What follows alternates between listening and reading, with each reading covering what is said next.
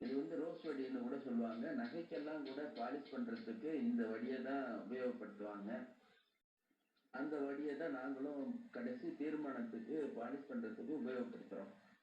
இத எங்களுடைய பூர்த்தியாகுன வேலை கடைசி வேலை கண் திறக்கணும். அந்த கண் திறக்கிறது மட்டும் திறக்காம இருக்கு. அது டெலிவரி டைம்ல பாத்தி வந்தோன்னே ஒரு சின்ன ஆயுதத்துக்கு ஒரு பூஜை பண்ணிட்டு அந்த கண் திறந்து அவங்களுக்கு கொடுத்துருவோம். கண் திறந்த பிறகு பாதி உயிர் வந்த மாரி. அதுக்கப்புறம் கோவில்ல பிராண பிரதிஷ்டையில மந்திரத்தால பாதி உயிர் ஊட்டுவாங்க கோவில்ல. சுவாமிமலை மற்றும் அதன் சுற்று வட்டார பகுதிகளில் 650க்கும் அதிகமான சிற்பிகள் வெண்கலம் மற்றும் ஐம்பொன் சிலைகளை தயாரிக்கும் தொழிலில் இருக்கிறார்கள். இவர்களில் 40 சிற்பிகள் சோழர் காலத்தில் இருந்தே தலைமுறை தலைமுறையாக ஐம்பொன் சிலை வடிப்பில் ஈடுபட்டு வரும் விஸ்வகர்மா சமூகத்தைச் சேர்ந்த ஸ்தபதிகள் ஆவர். சோழர்கள் காலத்திலிருந்து உங்களோட பாரம்பரியமா ஐம்பொன் சிலையை செய்யக்கூடிய வம்சாவளியை சேர்ந்தவங்க அப்படின்னு சொல்லி உங்களை சொன்னாங்க கேட்டோன்னே. உங்களை ஃபர்ஸ்ட் நாங்க மீட் பண்ணதுக்கு எங்களுக்கு ரொம்ப சந்தோஷமா இருக்கு. எங்களை பத்தி நிறைய விஷயம் இருக்கு, ஆனா அதை ரொம்ப அழகா நீங்களே அதை சொன்னா நல்லா இருக்கும் அப்படின்னு நினைக்கிறேன். என்னுடைய பேரு ஸ்ரீகண்ட ஸ்தபதி. நான் சுவாமிமலையில பாரம்பரிய சிற்பக்கலை குடும்பத்துல பிறந்தவன். என்னுடைய தகப்பனார் தேவசேனாபதி ஸ்தபதின்னு தேசிய விருது பெற்ற பிரபல பஞ்சலோக சிற்ப கலைஞர். எங்களுடைய பாரம்பரியம் சோழர் காலத்திலேருந்து 1000 வருடம் பழமையான பாரம்பரியம். இந்த தொழிலை முறை மாறாம 1000 வருடம் பழமையா இந்த தொழிலை நாங்க செஞ்சுட்டு வரோம். எங்களுடைய தலைமுறை 9வது தலைமுறையா நாங்க இந்த சிலையை வடிக்கிறோம். இதை சென்ட்ரல் கவர்மெண்ட்ல சென்சஸ் ஆஃப் இந்தியாங்கிற ஒரு இந்த கலையை பற்றிய ஒரு பப்ளிஷ்ல அந்த மத்திய அரசே வெளியிட்டு இருக்கு. எங்களுடைய பாரம்பரியத்தையே 9 தலைமுறையை வெளியிட்டு இருக்காங்க. அந்த தலைமுறையில வந்தாலும் நாங்க விஸ்வகர்மா வகுப்பை சேர்ந்தவங்க. முதல்ல சிற்பத்தை செய்யறவங்களும், அப்புறம் நகை வேலை செய்யற பத்தர்களும், மர வேலை செய்யற ஸ்தபதியும், அப்புறம் இந்த இரும்பு வேலை செய்யற ஸ்தபதியும், அப்புறம் பாத்திரங்கள் செய்யற ஸ்தபதி, அவங்கெல்லாம் சேர்ந்தவங்க தான் விஸ்வகர்மா. நான் எங்க தகப்பனார்கிட்ட ஒரு 12 வயசுலேருந்து குருகுல வாசமா இந்த சிலை வார்ப்பட வேலையை நான் கற்றுக்கிட்டேன். அப்புறம் நான் ஒரு 11th படிக்கும் போதே முழுமையான ஒரு சிற்பியா ஆயிட்டேன். பாரம்பரியமா செய்யறதால இந்த சிற்பக்கலையோட நுட்பம் எங்களுக்கு கற்றுக் கொடுக்காமலே எங்க பிளட்லயே இருக்கிறதால இந்த சிற்பக்கலையில என்னென்ன நுட்பங்கிறது எங்க தகப்பனாரு எங்க தாத்தா வழியா நான் நிறைய அறிஞ்சிருக்கேன். சிற்பிங்கிறவன் எல்லாம் தெரிஞ்சு முழுமையா அடைஞ்சவனைத்தான் ஒரு ஸ்தபதின்னு சொல்லுவாங்க. தஞ்சாவூர் மாவட்டத்துல இருக்கிற கும்பகோணம் பக்கத்துல சுவாமிமலையில தான் உங்களுக்கு அவ்வளோ திங்ஸ் கிடைக்குதா, இல்ல எதனால இந்த பகுதியை நீங்க தேர்ந்தெடுத்து இங்க செய்யற காரியத்துக்கு என்னங்க அர்த்தம்? இது பலமான பூமி. தஞ்சை காவேரி குடகுமலையிலேருந்து உற்பத்தியாகி காவேரி பூம்புகார்ல நம்ம மாவட்டத்துல கறக்குது. அப்படி வர்ற காவேரி திருச்சியை தாண்டி நெருங்கணும்னு வளமான பகுதியா மாறி நம்ம கிட்ட ஒரு நல்ல வளமான நெல் விளையும் பூமியா நம்ம விளங்குது. அதோடு மட்டும் அல்லாம இந்த காவேரி தாய்மலையில வரும்போது ஒரு திருப்பத்தோட அவங்க போகும்போது இந்த வண்டலை தாய்மலையில 1.5 பிளாங்கு அப்படியே பதிய வச்சுட்டு போறாங்க.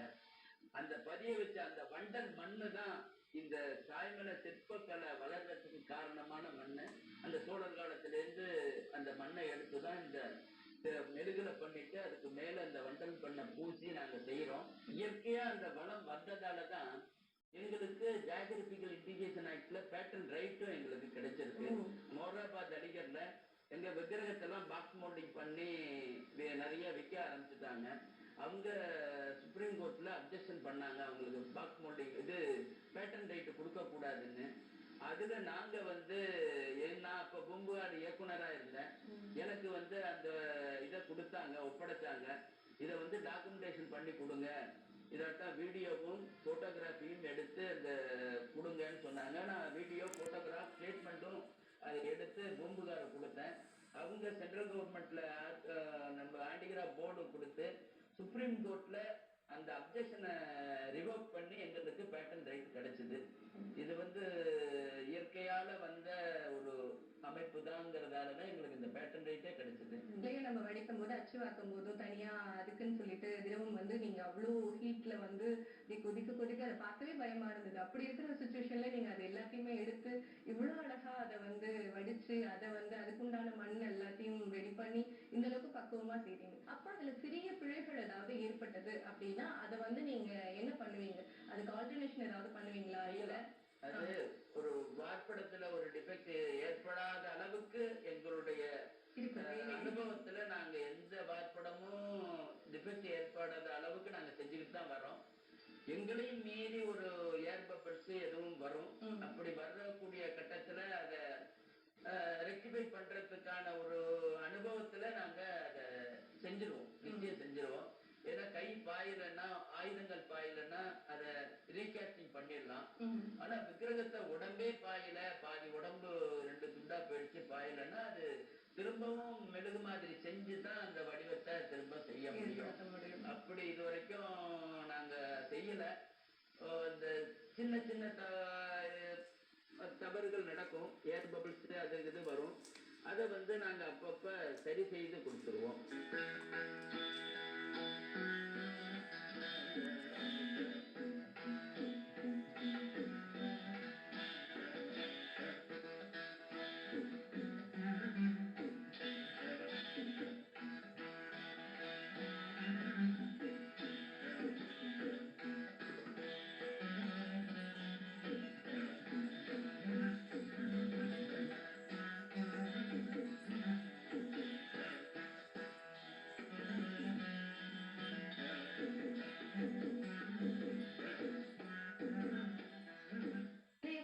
வடிக்க ஸ்டார்ட் பண்ணும்போது அச்சுவாக்கும் போது உங்களோட வேண்டுதல் என்னவா இருக்கும்? ஒவ்வொரு விக்கிரகத்தை வடிக்கும் போதும் தியான ஸ்லோகம் உண்டு.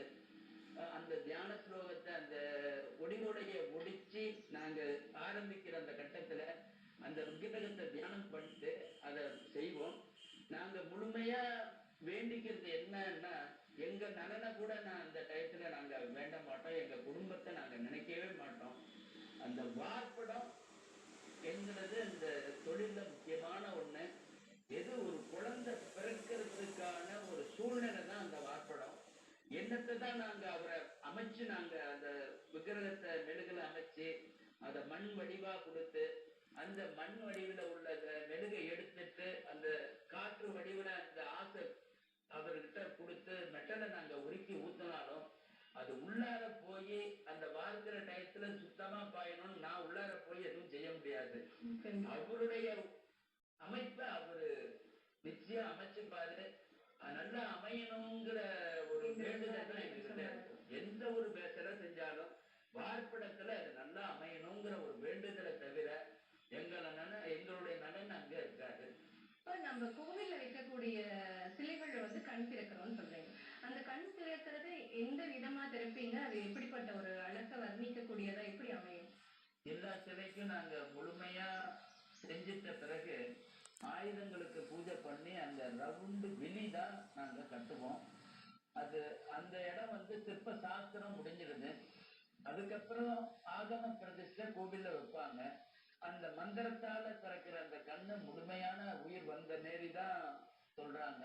அந்த பிராண பிரதிஷ்டை அப்பையும் அவங்க கண்ணாடி பார்த்துட்டு அதுக்கப்புறம் தான் ஒரு கன்னிக்கு மரியாதை பண்ணி அடுத்த காட்சி கொடுக்கறது, ஒரு சுமங்கலியை உட்கார வச்சு அடுத்த காட்சி கொடுக்கறது, அதுக்கப்புறம் ஒரு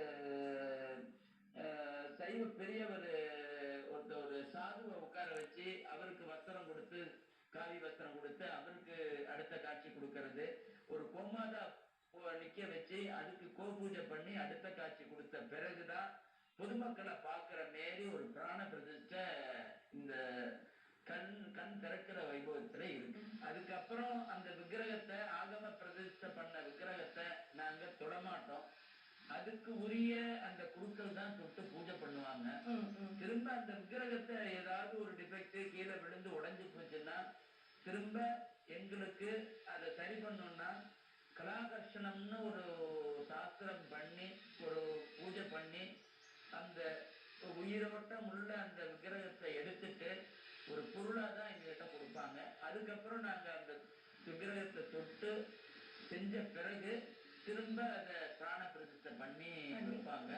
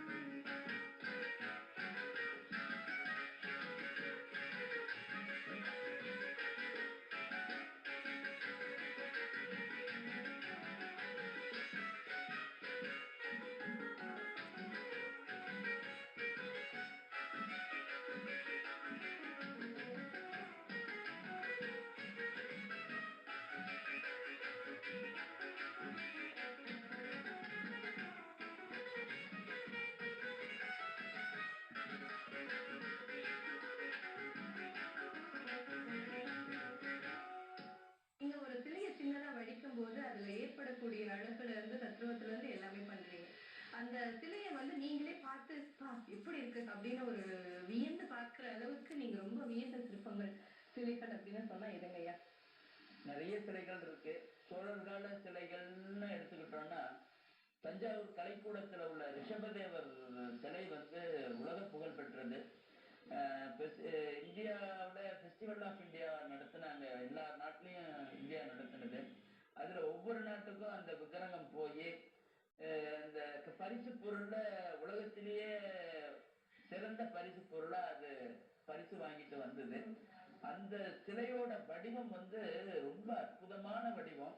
அந்த வடிவம் வந்து எந்த சிற்பியும் செய்ய முடியாத ஒரு சிற்ப வடிவம்.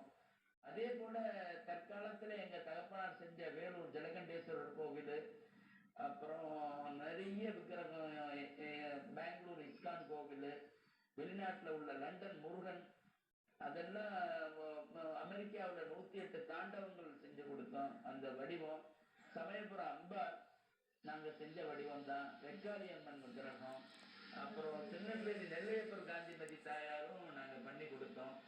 அப்புறம் எங்க ஊர்ல சாயமலை தங்கரத உற்சவரும் நாங்க செஞ்சு கொடுத்தோம். அது மேல்மலையனூர்ல உள்ள அம்பாள் அங்காளம்மன் தங்கரத உற்சவரும் நாங்க பண்ணி கொடுத்தோம். இதெல்லாம் எங்க வாழ்நாள்ல மறக்க முடியாத, எங்க திறமையெல்லாம் ஃபுல்லா வச்சு ரொம்ப சிறந்த முறையில பண்ணி கொடுத்தோம். வாழ்நாள மறக்க முடியாத சிலைகள். இப்படி கூட கடவுள் இருப்பாங்களா? உங்களோட கிரியேட்டிவ் விஷன்ல ஏதாவது கடவுளை உருவாக்குவீங்களா, உருவாக்கலாமா? எப்படின்னா, ஒரு சிற்பிக்கு ஒரு சட்ட திட்டங்கள் உண்டு. சிற்ப சாஸ்திரத்திலேயே ஆகமத்திலேயே சட்ட திட்டங்கள் உண்டு. ஒரு தியான ஸ்லோகம் இல்லாத ஒரு சிலையை செய்யக்கூடாது. மற்ற மாரி சொல்ற மாரி செய்யக்கூடாதுன்னு எங்க தகப்பனார் சொல்லியிருக்காரு.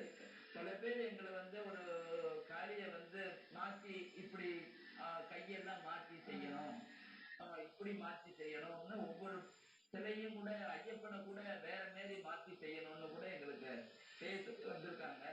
அது நாங்க செய்ய மாட்டோம். அது தியான ஸ்லோகத்துல இல்ல.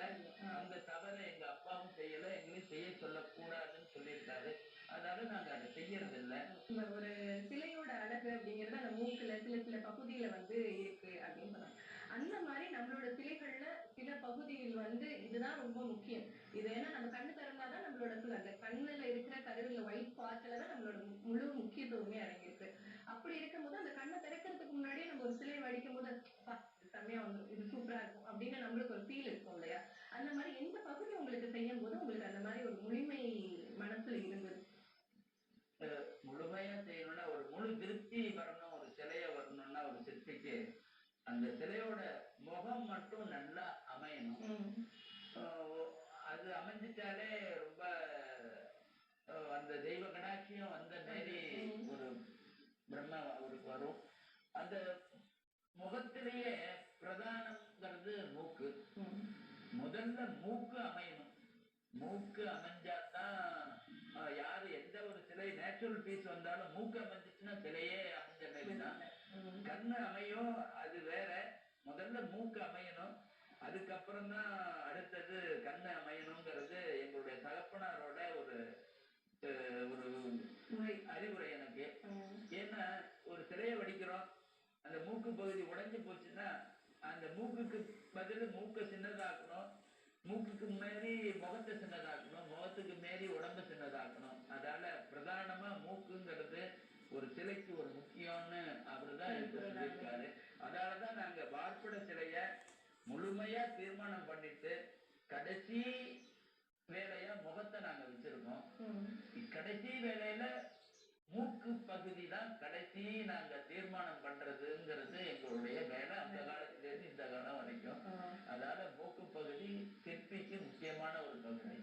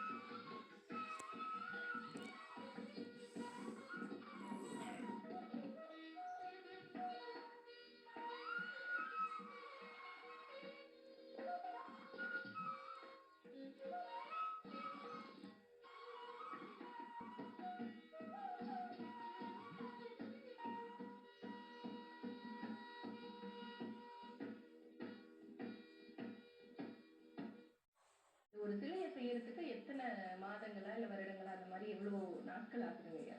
ஒரு சிலையை வடிக்கணும்னா அதையே தொடர்ந்து பண்ணோம்னா ஒரு 2 மாசத்துல பண்ணலாம். ஒரு 2 அடி சிலைன்னா ஒரு 10 நாள்ல வேக்ஸ் மாடல் பண்ணலாம். அது இயற்கையா சன்லைட்ல காஞ்சி வர்றதுக்கு எப்படியும் 20-25 நாள் ஆயிடும். அதுக்கப்புறம் அதை வார்ப்படம் பண்ணி தீக்கிறதுக்கு, நல்ல சுத்தமா தீக்கிறதுக்கு எப்படியும் ஒரு 2 மாசம் ஆயிடும். சில வெளிநாட்டு ஆர்ட் லவர் எனக்கு ஆன்டிக் வேணும்பாங்க. அப்ப முடிஞ்ச விக்கிரகத்துல காப்பர் சல்பேட் அமோனியம் குளோரைடுன்னு ஒரு கெமிக்கல் இருக்கு, துருசு நமச்சாரன்னு. அதை கலந்து நம்ம தடவிட்டோம்னா ஒரு 1 ஹவர்ல அது அப்படியே ஆன்டிக் கலரா ஆயிடும். அது பழசு மாரி ஒரு கலர் வரும். பல வெளிநாட்டுல உள்ளவங்க, இங்க உள்ள கலை பிரிவுகள் எல்லாம் இந்த பிராசோ போட்டு, கருத்துதுன்னா பிராசோ போட்டு மெயின்டெனன்ஸ் பண்ணணும். இது ஆன்டிக் கலரா இருந்ததுன்னா யாரும் மெயின்டெனன்ஸ் பண்ண வேண்டியதில்லை. வெறும் காட்டன் துணி போட்டு கொடுத்தா அப்படியே பச்சையா கலரா இருக்கும். அது பார்க்கறதுக்கு அழகாகவும் அந்த வேலைப்பாடுகளும் தெளிவாகவும் தெரியும். நிறைய இப்ப கல்வெட்டுகள், சுரங்கப்பாதைகள், நிறைய விஷயம் சிலைகள் எல்லாம் நம்ம பூமியில இருந்து இப்பதான் வெளியே வர ஆரம்பிச்சிருக்காங்க. சோ அந்த மாதிரி நிறைய விஷயம் வரும்போது உங்களை அது எந்த காலகட்டத்தை சேர்ந்தது, எப்படிப்பட்ட சிலைகள்னு சொல்லிட்டு உங்களை கூப்பிடுவாங்களாங்க பாருங்க. நிறைய பேர் இந்த போலீஸ்ல இருந்து கூட சிலைகள் கண்டுபிடிச்சது எடுத்துட்டு வருவாங்க. அதை எந்த காலத்துல இது பண்ணதுன்னு கேட்பாங்க. ஆனா அது எங்களுடைய அனுபவத்துல அந்த விக்கிரகத்தோட தேய்மானத்தை வச்சு இது 600 வருஷம், இது 400 வருஷம், இது 1000 வருஷம் அப்படிங்கிறத எங்களால சொல்ல முடியும். 1000 வருஷம் உள்ள சிலைகளை எப்படி சொல்றீங்கன்னு கேட்கும்போது, அந்த 1000 வருஷம் சோழர் காலத்துல எப்படியாப்பட்ட நகாசு வேலை எந்த அமைப்புல இருக்கு, சிலையோட அமைப்பு, நகாசு வேலை எப்படி இருக்குங்கிறத நல்லா அறிஞ்சு தெரிஞ்சு அனுபவத்துலதான் அதை கண்டுபிடிக்க முடியும். ஒரு 300 வருஷம் 400 வருஷத்துக்கு சிலை இதுதாங்கிறத சொல்ல உறுதியா சொல்றதுக்கான இது எங்களால முடியும். அது அந்த அனுபவத்தாலதான் அதை சொல்ல முடியும். கோயில போய் பார்க்கும் போதே எவ்வளவு அழகா இருக்காரு அப்படி ரசிப்போம் இல்லையா? நான் ரசிப்பேன், அந்த மாதிரி ரசிப்போம் இல்லையா? அந்த மாதிரி நீங்க அந்த கடவுளை ஒவ்வொரு பார்ட்டிஷனா பார்த்து செய்றீங்க. அப்ப நீங்க எவ்வளவு ரசிப்பீங்க? அவரை எந்த விதமா கடவுள் அப்படின்னு சொல்லிட்டு அவ்வளவு பொறுப்பா செய்யறதா, இல்ல நம்ம என்ன சொல்றது, நம்ம ஃப்ரெண்டு, நம்ம தோழு, அந்த மாதிரி ஒரு உரிமையோட? சமயபுரம் அம்பாள் நாங்க பண்ணதுதான். அப்பா மெழுகு பிடிச்ச தீர்மானம் நான் தான் செஞ்சேன் அந்த சமயபுரம் அம்பாள். ஆனா இது செஞ்சு நாங்க ஒரு 25-30 வருஷம் ஆகுது. சமீபத்துல கூட சமயபுரம் கோவிலுக்கு போனேன். அது யதார்த்தமா நான் தரிசனம் பண்ணிட்டு வெளியில வரும்போது தங்கராயத்துல அம்பாள் வராங்க. பார்த்துட்டு வியந்து நான் கையெடுத்து கும்பிடுறேன். எனக்கு நான் செஞ்ச பொருள் அதுன்னு ஞாபகமே இல்லை.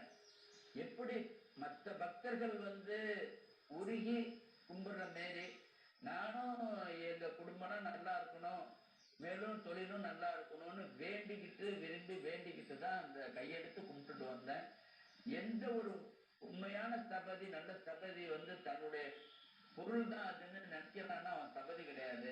என்னைக்கு கண் திறக்கிறானோ அது கடவுளாயிடும். அடுத்த நிமிஷம் கண் திறந்த பிறகு முதல் தீபார்த்தனை பண்ணும் போதே அது நம்ம செஞ்ச பொருள் இல்ல, அது கடவுள்னு நினைச்சு கும்பிடுற ஸ்தபதி தான் உண்மையான ஸ்தபதி. அவங்கிட்டதான் இந்த கலையும் நிற்கும், தெய்வ பக்தியும் நிற்கும். இந்த ஐம்பொன் சிலை வடிக்கிறதுலயும் நீங்க செய்யக்கூடிய கலை வெளிகள்லயும் எவ்வளவு மகிழ்ச்சியா இருக்கீங்க ஐயா? நானு இந்த சிலைய ஒவ்வொரு சிலை வடிக்கிறதையும் வடிச்சு முடிச்சுட்டு அதை நான் ரசிப்பேன். நான் ரசிச்சு பார்த்து அந்த அழகையும் அந்த வேலைப்பாடையும் நான் ரசிச்சு பார்ப்பேன். காரணம் என்னன்னா எங்க அப்பாவே சொல்லியிருக்காரு, நம்ம சிலைய நம்ம செய்த சிலைய நம்ம ரசிக்கணும்பா, அந்த அழகை நம்ம ரசிக்கணும். அந்த நம்ம அழகை ரசிக்கும் போது அதுல தவறுகள் இருந்ததுன்னா உடனே திருத்திடலாம்.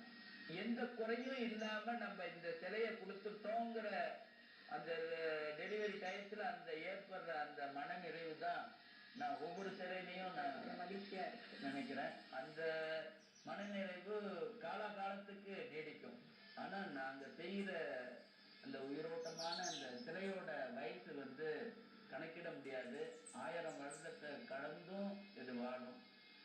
காலகட்டத்துல நான் செஞ்ச சிலையை பார்த்து இந்த சிற்பி எப்படி செஞ்சிருக்காரு இந்த சிலைய, அவ்வளவு அற்புதமா வடிச்சிருக்காரேன்னு என்ன நினைச்சு என் தொழிலை பார்த்து என்ன நினைக்கிற அந்த நிலைதான் என்னைக்கும் நிலைச்சிருக்கும். நான் நிச்சயம் அந்த இடத்துல நான் வாழ்வேன்னு நினைக்கிறேன். நான் 1000 வருஷம் கழிச்சு நான் வாழ்வேங்கிற அந்த ஒரு உணர்வோட தான் நான் ஒவ்வொரு சிலையும் நான் செஞ்சேன். கண்டிப்பா கண்டிப்பாங்க, அது கண்டிப்பா நினைச்சு நிற்கும். கோவில்களில் ஐம்பொன் சிலைகளை தெய்வமாக வணங்கும் எந்த ஒரு பக்தரும் இந்த விக்கிரகத்தை எந்த ஸ்தபதி செய்திருப்பார் என்று நினைப்பதில்லை. ஸ்தபதிகளும் அதை எதிர்பார்ப்பதில்லை. ஏனென்றால் சிலையை மறந்து இறைவனாய் நினைக்க வைப்பதுதான் ஸ்தபதிகளின் திறமைக்கான அங்கீகாரம். சுவாமிமலை ஸ்தபதிகள் யாரும் தாங்கள் கடவுள் சிலையை உருவாக்குவதாக சொல்வதில்லை. மாறாக தங்கள் வாயிலாக கடவுள் தன்னையே விக்கிரகங்களாக உருவாக்கிக் கொள்வதாக நினைக்கிறார்கள். ஐம்பொன் சிலைகள் வாயிலாக பக்தர்களை இறைவனை காணச் செய்கிறோம் என்ற உணர்வை ஸ்தபதிகளின் முகங்களில்